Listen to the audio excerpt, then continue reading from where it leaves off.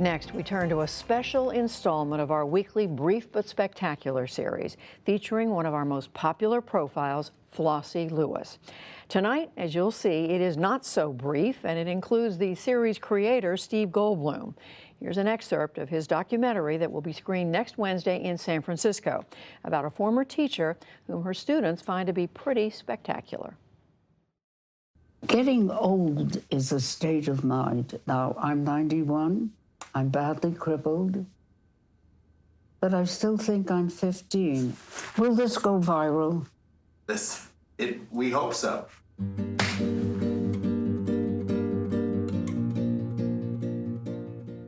Accepting the fact that the body is going to go, but the personality doesn't have to go. And that thing which is the hardest to admit is that character doesn't have to go. I'm Flossie Lewis. This is my brief but spectacular take on growing old.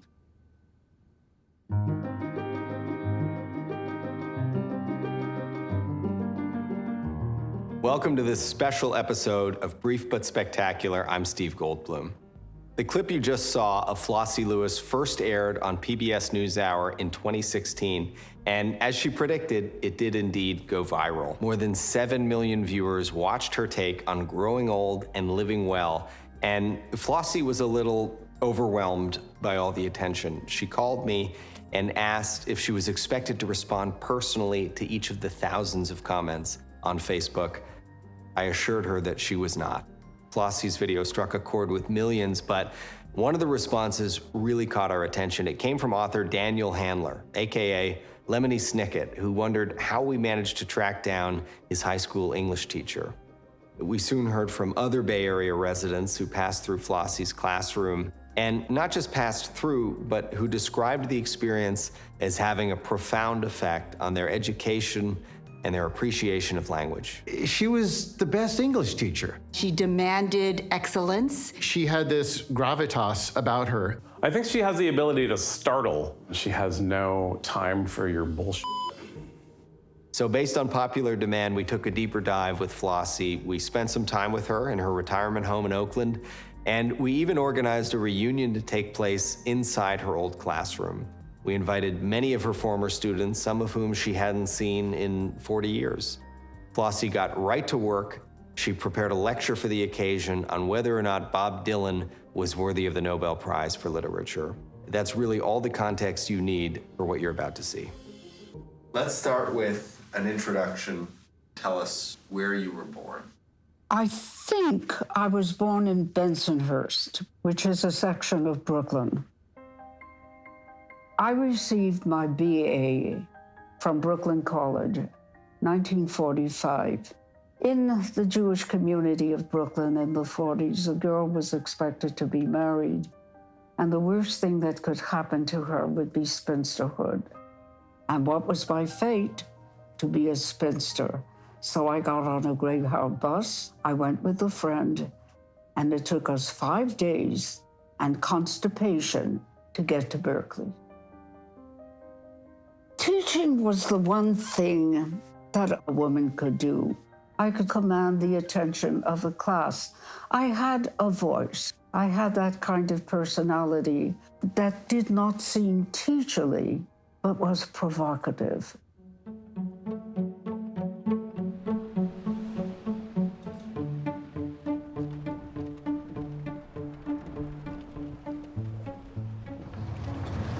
Well, you couldn't be in charge of the weather. We should have done this yesterday.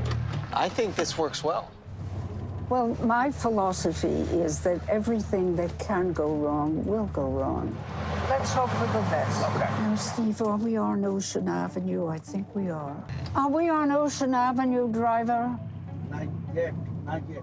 Because we used to go down Ocean Avenue, and we'd be there by this time. So when you go back by Ocean Avenue, please. Okay. I think I was intimidated by her name. Flossie is a very unusual name. Petite woman who always wore very funky clothes. She called me once when I was in college. I was very ill. I had just come out of the hospital.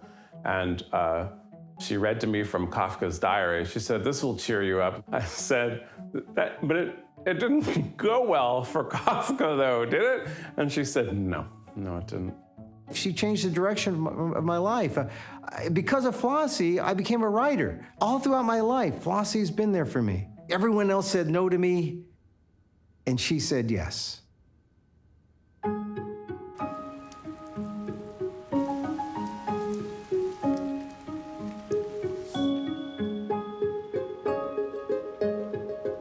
My wheelchair is in place. It's in place.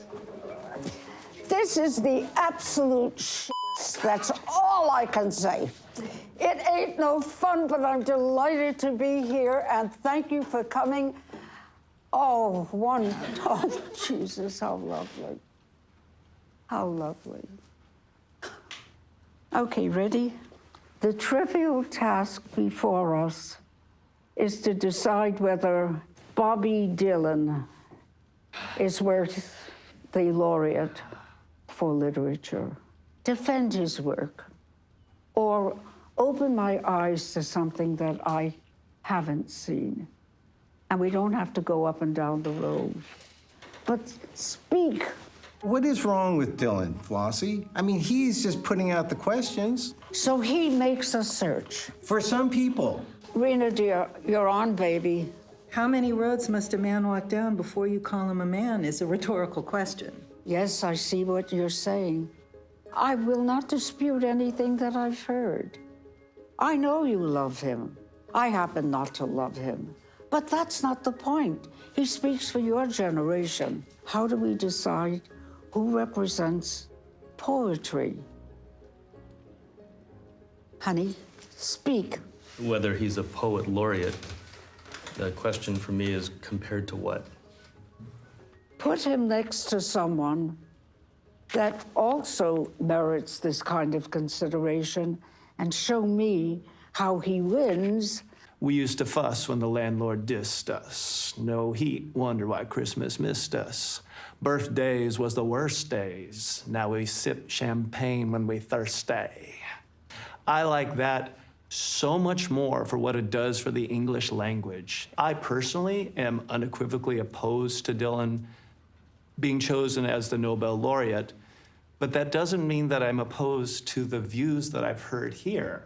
That's what was wonderful about your classroom, Flossie. It wasn't just your voice. You would bring us all in. I remember when you read us a sonnet from Shakespeare and said, it's no good. And that was amazing. Thank you for remembering. I remember so clearly. I remember my first composition that I wrote for you, and your comment was, "I'm concerned by how drab your verb are." When I was here in high school and coming out, I was depressed. I was kind of lost. I was maybe suicidal. I tell people I had this English teacher who I think saved my life, and I think you did. So thank you, and I love you. You really introduced me to poetry. I've gone on to become an architect, and I have a really strong affinity for classical Greek architecture. You've made those buildings come to life for me and shown me that architecture can have poetry. Thank you very much. Okay, guys, the class is over, but I hope it will never be over. And I hope, even if the answers are blowing in the wind, that maybe having an answer that is too certain can destroy us also. Yes. Well, please don't feel guilty that you're testifying for gifting us a long story. Yeah. We'll do it Umbrella here for you. Oh, no problem. Bye-bye, honey. Bye-bye. Thank you. Oh, the cab is here. Abby's here. It's the same man. Yeah. Tell him to go up Ocean Avenue. Oh, boy. You touched a lot of people, Flossie. A lot of people touched me. It's a two-way street. You imagine teaching those kids.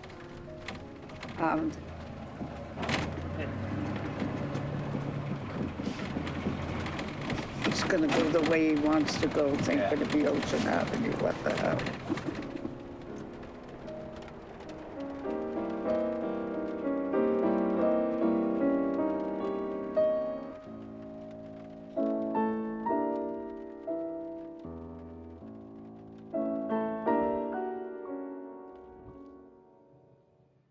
What a gift. Flossie, thank you. And thank you, Steve Goldblum, for bringing her back to us tonight. And you can watch the entire original Flossie Brief but Spectacular online at pbs.org/newshour.